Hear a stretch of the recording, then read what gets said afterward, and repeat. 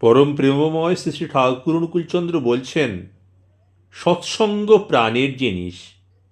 যে কোনো সম্প্রদায় হোক না কেন, সে যদি সৎ হয় তবে তাকে প্রাণ দিয়ে ভালোবাসবি। মরজগতে যদি কেউ আত্মীয় থাকে তো তারাই আছে। যদি রাগ হয় তবে কার উপর করবি জানিস? নিজের গুরুর উপর রাগ করতে হয়। দেখ, জগাই মাধায় যদি নিতাইয়ের কপাল না কাটত তবে তাদের উদ্ধার হতো না। নিতাইয়ের কপাল কেটেছিল জন্য সকালে ভগবানকে পেল। যদি লোভ করতে হয় তো গুরুর চরণে লোভ করিস।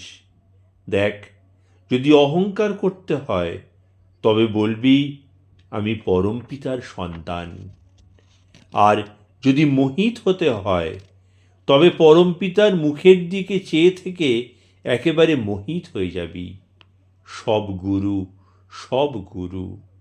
দেখ রে দেখ, যাকে দেখলে মনের অন্ধকার ঘুচে যায়, যার সঙ্গে একটা কথা বললে মনের অন্ধকার ঘুচে যায়, তাকেই গুরুবরণ করবি আর অনবরত নাম করবি। জয় গুরু।